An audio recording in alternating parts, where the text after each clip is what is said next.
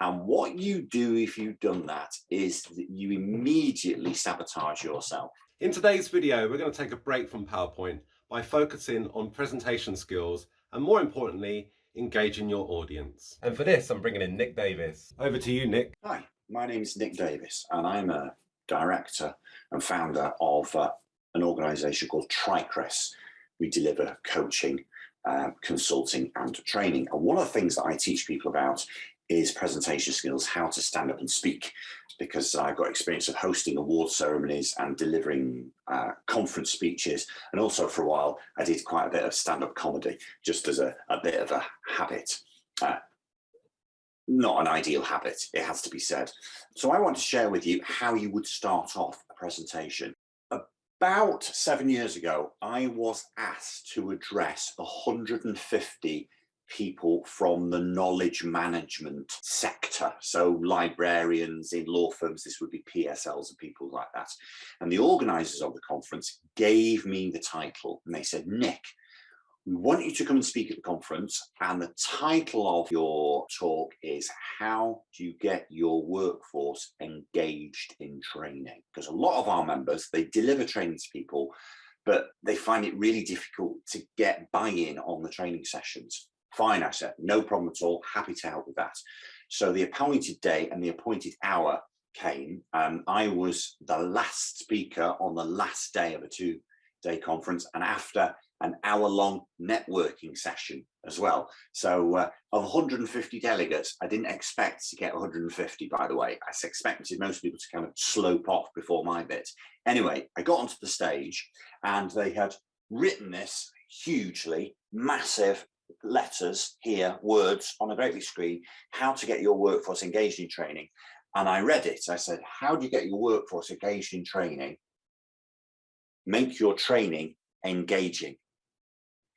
And I say that to you now, before I give you some little tips and techniques. And that is, if you find that your audience is not engaged in any presentation that you are giving, that's your fault, right? It's not their fault. Don't blame the time of day, okay? Don't blame the day of the week, right? If you know that you're delivering after lunchtime or you're the last speaker, okay, then you need to know, right, what mental state they're going to be, okay? And it's your job to make what you're telling them engaging, right? The other thing I would say to you is stop referring to it as a presentation. Lots of people are a bit nervous about delivering presentations. So from this day forth, don't ever deliver a presentation, just chat to people. When I am about to go on stage and talk to 250, 350 people, and people say, so what are you going to do? And I say, well, I'm just going to chat to them. If you refer to it as a presentation, you make it a great big massive thing. Whereas, oh, I'm just going to go on stage and have a chat to these people about whatever it is that you're going to chat to them about. So use that expression. Before you put finger to keyboard and start preparing slides, not that you need slides, okay? It's perfectly possible to do a presentation without slides, okay? And if you do use slides, they should be an aid, okay, to presentation, not the presentation. Unfortunately, lots of people use PowerPoint like a drunk uses a lamppost. Not so much for illumination, but for something to hold on to.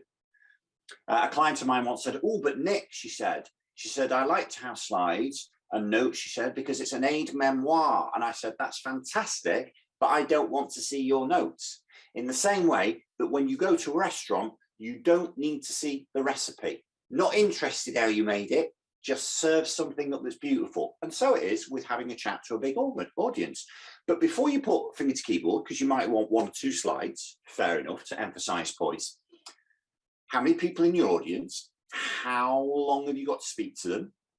Are you following anybody else? What time of day, what day of the week? Because an audience first thing on a Tuesday morning at 10 o'clock are different from an audience at 4:30 on a Friday. They're just in a different place. And if they've been listening to people read out loud from PowerPoint all day, which is what most people do, they just read out loud to a group of adults, then the last thing they want is for you to come along and read out loud from PowerPoint slides to them.